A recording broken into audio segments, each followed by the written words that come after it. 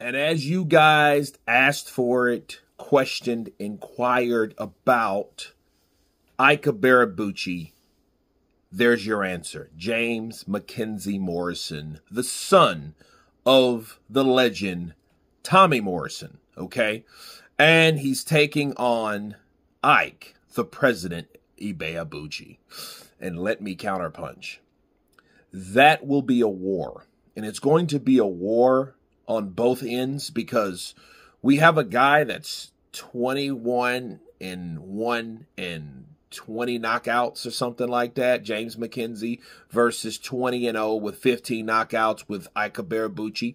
And Ibeabuchi, he's 51 years old. And it's going to be a battle based on what he can still do. So he has to battle this guy that has a high knockout percentage versus battle the age factor, because you know it's going to come in there. And if you want to add this in, the inactivity. So father time, inactivity, and then a young, heavy-handed son of a legend. That's going to be very interesting. You know what? It pops in my mind right then. It pops in there. Yoibor Campos versus Tony Ayala. That's what it reminds me of, because this is not a tune-up. And would I recommend this for Ike? No, I wouldn't, because the man deserves a tune-up. He deserves somebody like he was going to fight before. We didn't get that fight. You know what I mean? And we don't know what it's like. We don't know how he is. I've seen him hitting the heavy bag. I've talked to him personally, but, you know, we've seen that sparring session where he's fought the guy that was a little smaller than him. So that really don't count to me. I want to see Ibeabuchi in there with someone that is not as dangerous as this guy. This guy's 34 years old, okay? He has 16 years between these guys. That's damn near 20 years, bro. In fact, you know, Tony Morris, he should have fought his father.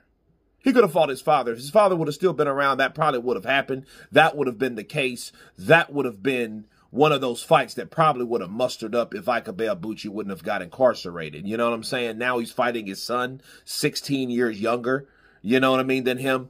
To me, it sounds like a setup, honestly. I think they're throwing Ike to the wolves. But I think also it's either kill or be killed in this situation, simply based on the fact that, you know, he has to take this fight. He has to show up and show out, you know, and I think the fluke of the only loss that the Duke's son has, Mackenzie has, is a journeyman that was a tricky guy.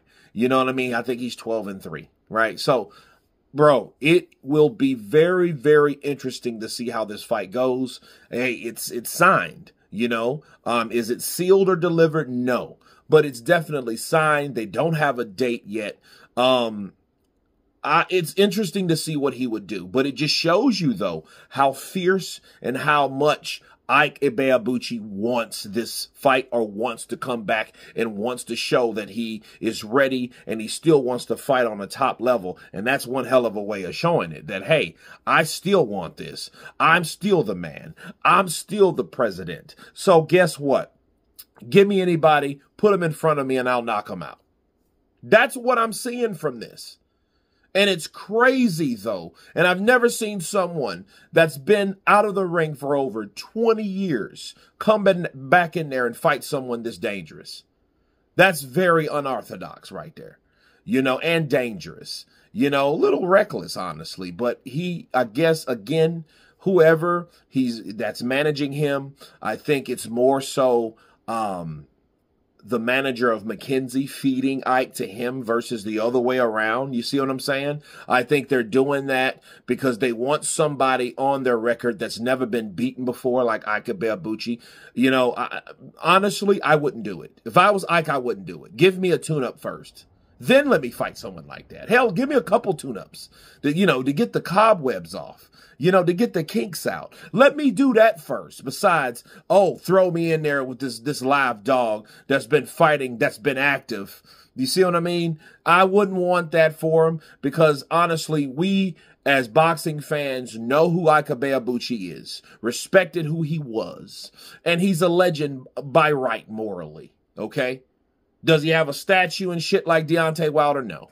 But people know who he is in the boxing circles that was a boxing fan at least 20 years ago. Even if you don't even watch boxing anymore, you're going to remember Ibeabuchi, that guy, the best fighter that never was type shit. You know what I mean? And then now him trying to come back, he may or may not be a shell of himself. We don't know. Now, he still has the power, but I mean, what else? The reflexes, the speed, the agility, you know what I mean? Is that still there? Is his faculty still intact? Is that the case with this man? We don't know. We don't know what's going on with Ike right now, but we're going to have to find out under the most difficult circumstances. But you guys tell me what you think of this breaking news of Ibeabuchi taking on the son of the legend, James Kenzie Morrison, to be announced. Of course, please subscribe. And you guys been Counterpunch. Peace!